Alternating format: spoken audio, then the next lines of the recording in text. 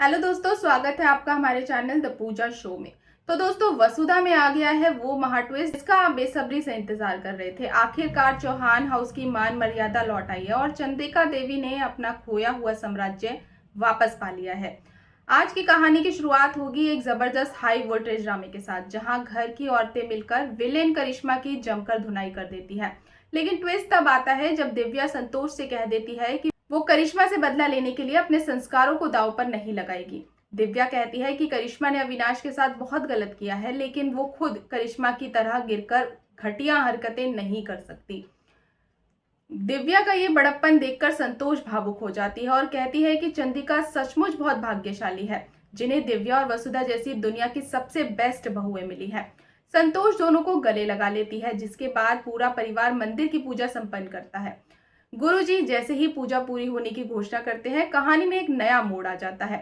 Doctor आकर inspector को बताते हैं कि करिश्मा की मानसिक हालत बहुत खराब है और इसी दिमागी बीमारी का फायदा उठाकर करिश्मा जेल जाने से बच जाती है और उसे मेंटल असाइलम यानी पागल खाने भेज दिया जाता है। लेकिन ट्विस्ट यहीं खत्म नहीं होता। जैसे ही करिश्मा पागल खाने पहुंच जाती है, उसके चेहरे पर एक खूंखार और शातिर मुस्कान आ जाती है। यानी करिश्मा का ये पागलपन सिर्फ एक नाटक है, जेल से बचने की एक नई चाल। अब देखना बेहद दिलचस्प होगा कि पागल खाने की आड़ में करिश्मा अगला कौन सा बड़ा धमाका करने वाली है।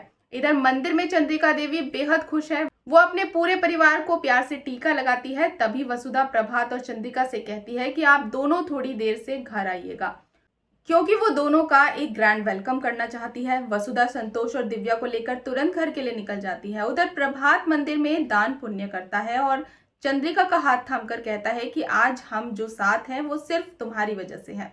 जब वसुधा चौहान हाउस पहुंचती है तो अपने इस आलीशान घर को देखकर उसकी आंखें भर आती हैं। वो रोते हुए कहती है कि ये घर मेरे लिए एक मंदिर जैसा है, लेकिन करिश्मा ने अपनी गंदी हरकतों से इस मंदिर को अपवित्र कर दिया था।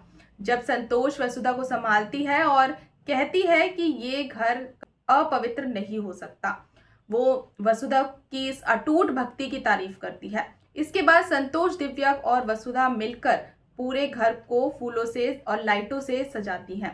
तभी चंद्रिका देवी और प्रभात देव के साथ घर लौटते हैं। प्रभात बड़े प्यार से चंद्रिका का हाथ पकड़कर घर में कदम रखता है।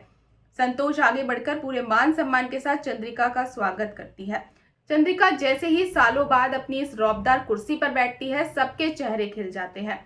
तभी देव मयूर को गले लगाता है और उसका शुक्रिया अदा करता है। दरअसल देव और मयूर ने मिलकर ही करिश्मा को बेनकाब करने का पूरा प्लान बनाया था। संतोष और चंद्रिका दोनों मयूर पर गर्व महसूस करते हैं कि अपनी जान जोखिम में डालकर चौहान परिवार को टूटने से बचा लिया। इसी बीच मयूर एक और बड़ा धमाका करता है। वो घर और बिजनेस के सारे लीगल पेपर्स चंद्रिका देवी के हाथों में सौंप देता है और कहता है कि ये चौहान साम्राज्य हमेशा आपका ही रहेगा। चंद्रिका खुश होकर घर की शुद्धि के लिए शांति पाठ रखने का फैसला करती है। आखिर में वसुधा सबके लिए उनकी पसंद का स्वादिष्ट खाना परोसती है।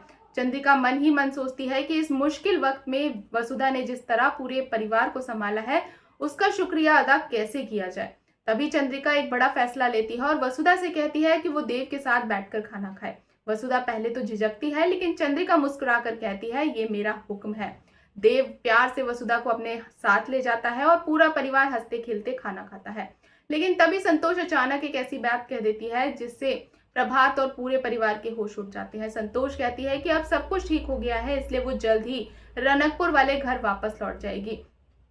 अब क्या संतोष के जाने से चौहान परिवार में फिर कोई कमी आ जाएगी और पागल खाने में बैठी करिश्मा का अगला कदम क्या होने वाला है? तो जानने के लिए जुड़े रहें हमारे साथ। और अगर आज की अपडेट पसंद आई हो तो वीडियो को लाइक और चैनल को सब्सक्राइब करना बिल्कुल ना भूलें।